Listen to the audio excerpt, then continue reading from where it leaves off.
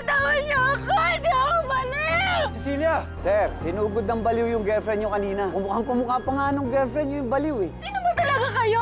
Ang dami mong tanong! Tahimikin niyo nga yan! Eh bakit naman gustong gayahin ng baliw na yon si Cecilia? Sino naman makakapagsabi ng takbo ng isip ng isang baliw? Ano naman gagawin namin sa akin? Wasakin niyo ang mukha. Gusto ko kahit patay na siya, wala makakakilala sa mukha niya. Ang Consuelo, may bisita ho kayo. Ito, Ricardo? Consuelo. At dumating na nga kanina si Dr. Ricardo Peron. Ay, siya ba yung lalaking umiwan sa'yo pagkatapos mong si Cecilia? Hindi patay na yung tatay ng anak ko. Kahit wala na ang mama at pangalawang ama ka lang namin, ikaw na ang tinuring namin ni Olga na ama. Si Olga nga pala. Nasaan siya? Good news, Ate Consuelo. Kakasal na kami ni Carlos Miguel. Kaya siguraduhin mo. Natuloy na ang tatahimik ang Cecilia yan. Hindi ka nang guguluhin ng babaeng yun. Hoy! Sa lahat ng ayaw, yung lumalaban sa akin! Tabag sama. Sa...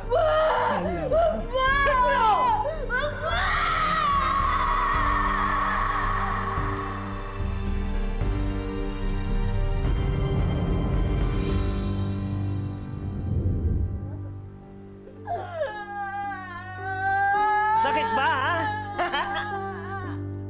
Masakit ba? Masakit ba? Bakit kalahati lang ng mukha? Eh, di ba sabi ni Bossy, buong mukha ba? Hindi! Mas gusto kong nahihirapan siya. Ito ba? Patatagalin mo pa yan eh. Sama! Ito! Ito! Sa may basement. Tara! Tara! Tulungan! Kaya ka! Tulungan! Dali!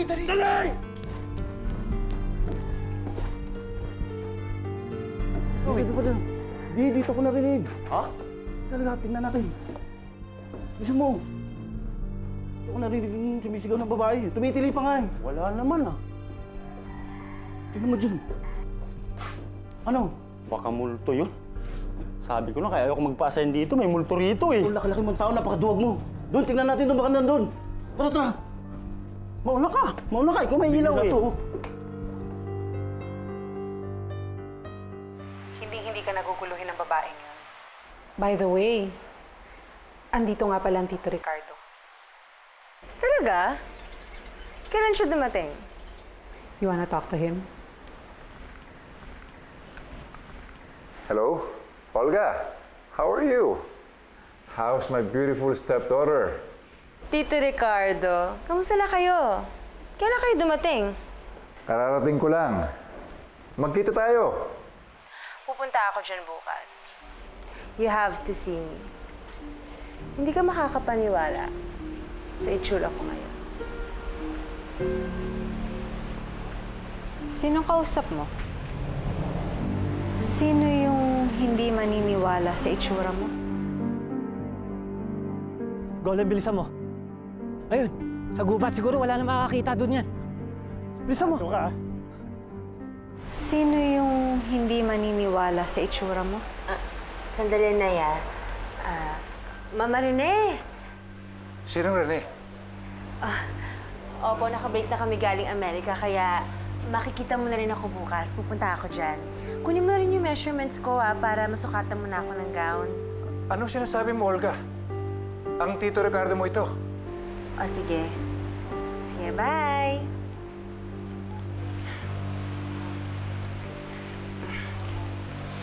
Tito Ricardo, baka naman kasi may nakakarinig kay Olga. Siyempre, di ba, mahirap naman yung malaman yung sikreto niya. Sino si Mama Rene? Designer siya na pinakilala sa akin ni Carlos Miguel noon. Nabalitaan niya yung nangyari sa mukha ko, tapos hindi pa naman kami nagkikita since umalis ako galing Amerika. Papatahi ka ng wedding gown? Inaloko ulit ako ni Carlos Miguel. Tuloy ang kasal. Talaga? E di, tuloy na rin yung paghatid ko sa'yo sa altar.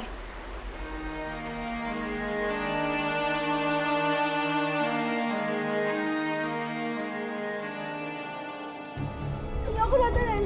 Tahimik! Tahimik! Sabi! Tahimik! Tahimik! Tahimik! Oh!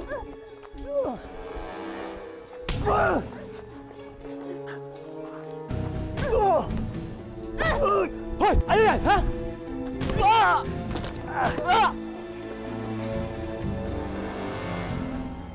Habulin mo! Dali!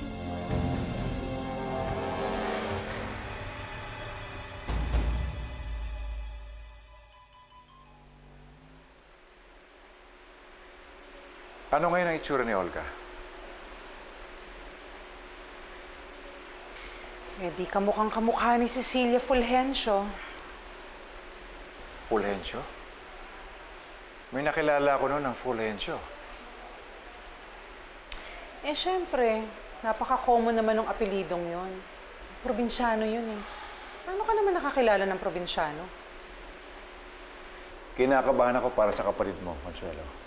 Paano kung mabisi siya ng mga Altamonte? Lahat sila naniniwala na siya si Cecilia.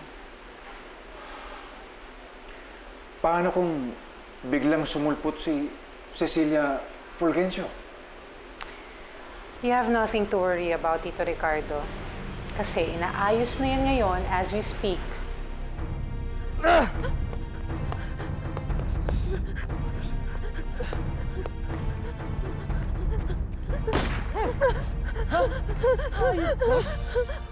Papahirapan mo pa kami? Ha? Alam mo ba kung magkano lang ang patong mo, ha? Ha? Awa niyo na po. Ano yung parang awa, ha? Napagutusan lang kami! Ay, pasensyahan na lang. Atras! Atras sabi! Hindi ko po kayo isusumbong. Ha? Pawalan niyo lang po ako. Hindi ko po kayo isusumbong. Hindi susumbong. Atras! Ha? Atras! Atras sabi! Ha? Atras! Parang awa niyo na po. Atras sinabi! Ha? Ha? Ano? Malaglag po ako. Yun nga yung gusto ko sa'yo eh! Malaglag ka! Para hindi na mahirap patayin! Ha? Wait. Let's go.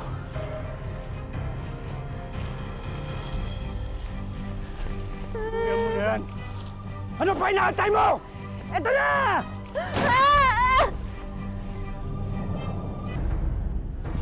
Tumpay, Tom! Ilang putok tayo! Bilisan mo, bilis!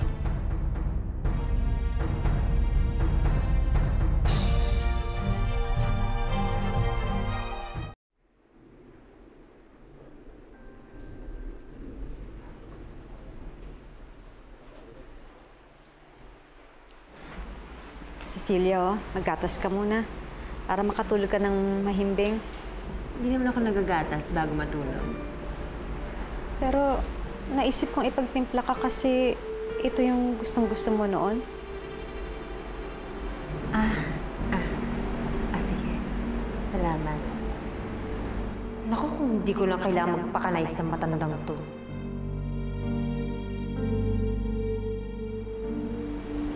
Cecilia, gusto ko lang naman kasing bumawi Makabawi? sa mga kasalanan ko sa'yo. Anong kasalanan? Siguraduhin mo tinamaan mo dahil malilintikan tayo kay boss! Patay na! Nakikita mo ba?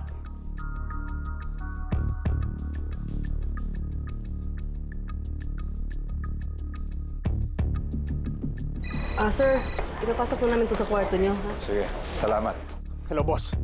Tapos na problema mo. Good. Tito Ricardo, good news. Ano yan? Wala nang Ceciliang manggugulo kay Olga.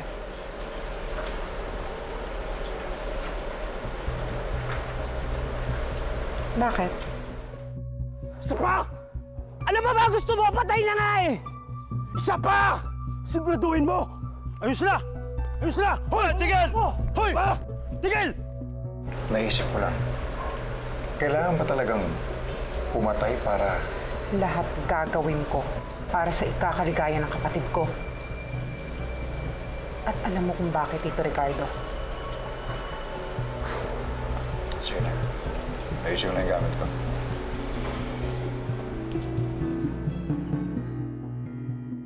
Hirap naman Lisa nito.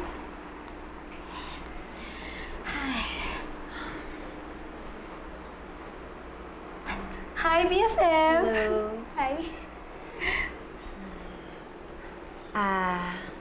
Esme, meron kasing sinasabi si inay na kasalanan daw niya sa akin. Ano yun? Friend, seryoso ka? Hindi mo tandaan? Nakalimutan ko na eh. Alam mo sa bagay, siguro sa mga nangyari sa'yo alog-alog pa yung utak mo, no? Tsaka sa dami ng tinurok na gamot dyan sa mukha mo para umayos, talaga magulo utak mo. Pero friend, kasi ganito yun. Galit na galit kasi sa yung nanay mo dati. Hindi mo talaga matandaan? Bakit? Kasi, yung tatay mo, pagkatapos buntisin yung nanay mo, iniwan lang. Kaya yung nanay mo nagpalaki sa'yo. Kaya lang, friend, kahit masakit mang sabihin, pinalaki ka niya ng purong masasakit na salita.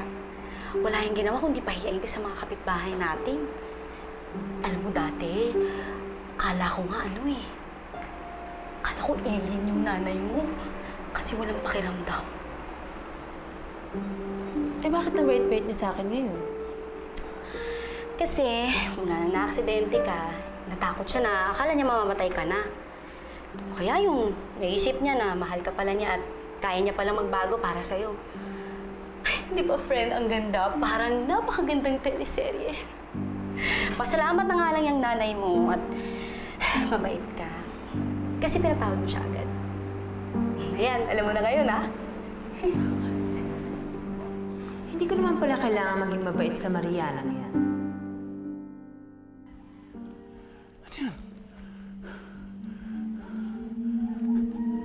Let's go. Let's go.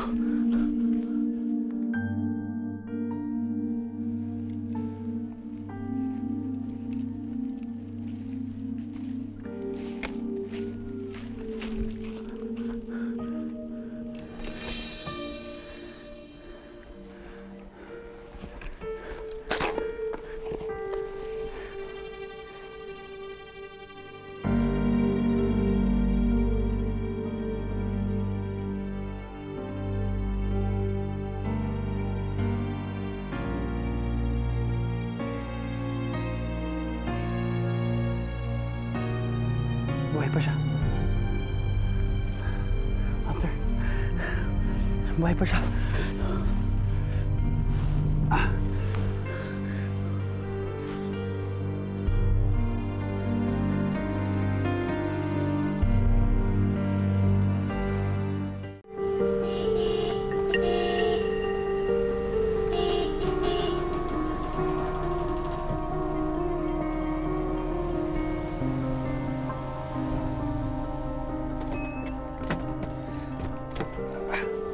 Manang!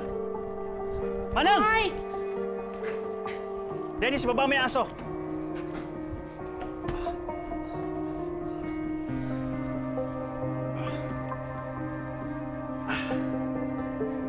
Manang! Buksan mo yung clinic! Buksan mo yung clinic, dali! Ha? Buksan mo yung clinic! Oo! Tawagan mo si Dr. Mariano. Oo! Bilisan mo! Okay.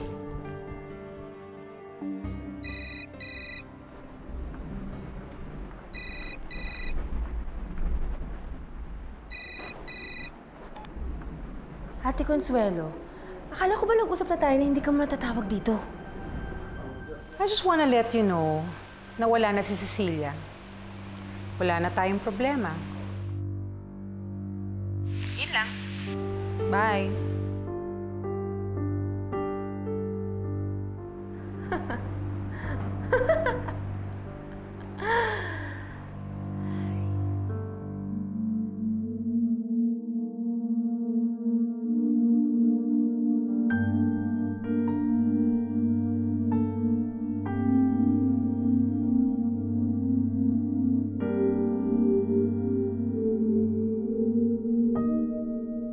Sino kaya siya, Gilbert? Ano nangyari sa kanya? Kawawa naman siya. Sinira pa yung mukha.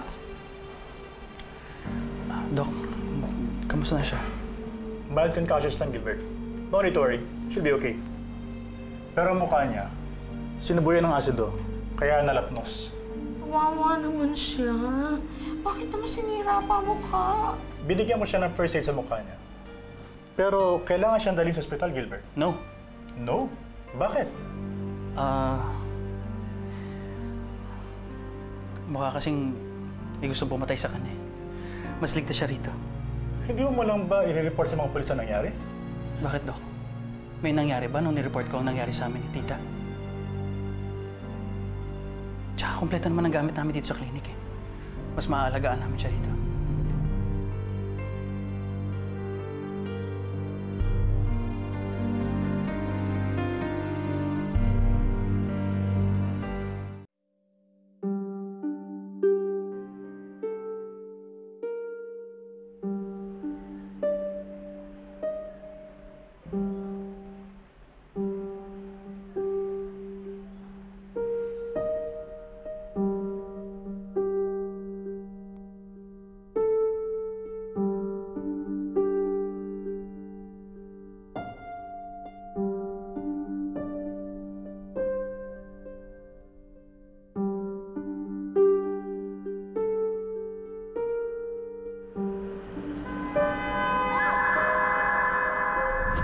Baka gusto mo dali kita sa ospital. Hindi na. Okay lang ako. Ang most eligible bachelor ng bansa na si Carlos Miguel Altamonte ay nakauwi na din sa Pilipinas. Anong nangyari sa babaeng pakakasalan ni Carlos Miguel Altamonte?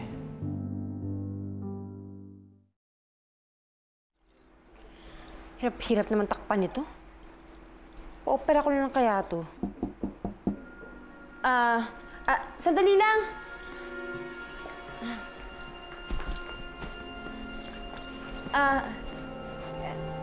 Pasok!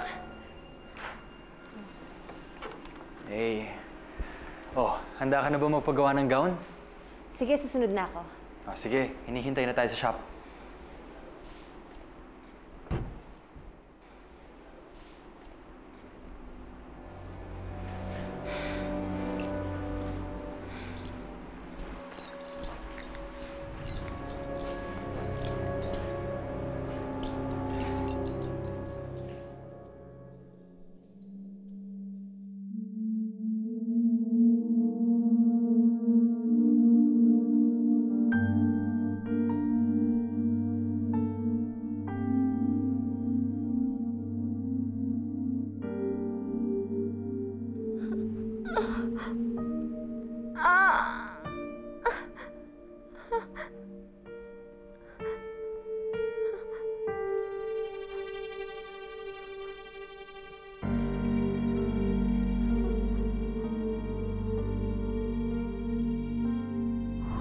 Huwag ka sa akin sumunod!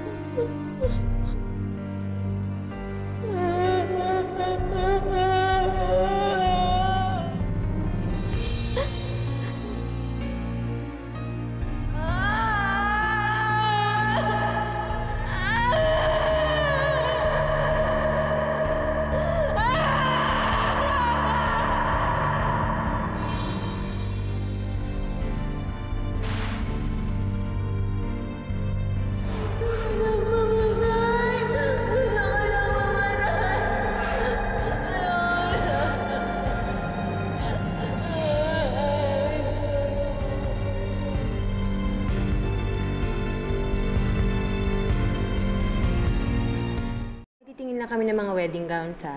Sige. Bye. Bye po. Hindi kaya gawin na ito weeks, Yeah, I think so. Talaga? Oo, kaya. Ano ba? Cecilia. Hindi ka kasi tumitingin sa dinadaanan mo eh! Sorry, hindi kasi kita nakita at nakatanga ka kasi! Cecilia! Okay lang yan. Ako na. Okay na. Okay lang. Choose lang naman yan eh. Oo, diba?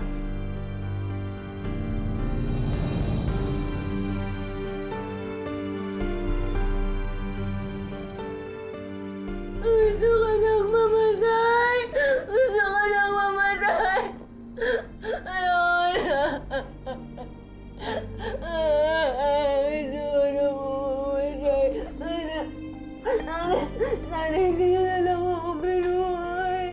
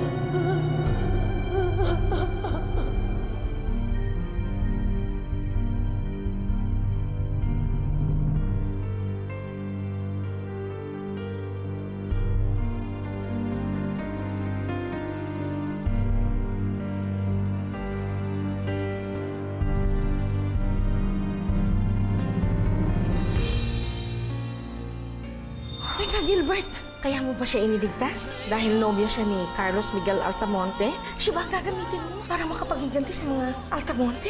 Oh, pare, David here is very efficient. Kayang-kaya niyang i-mount ang wedding in 2 weeks. Yes, wala namang problema dyan, pero medyo kasi rush yan. Baka mapahamahalan tayo. Pagdating sa budget, the sky is the limit. Pasensya ka na, Tito Ricardo. Hindi talaga pwedeng lumapit si Olga sa atin. Yun na ba ngayon si Olga? Yun ang mukha ni Cecilia Fulgencio. Para may kamukha siya. Ako ang tunay na Cecilia Fulgencio! Papatunayan ko yun sa inyo! Ako, naniniwala sa'yo. Pwede kitang tulungan. Papa-opera ko ang mukha mo hanggang maibalik ang dati mong ganda.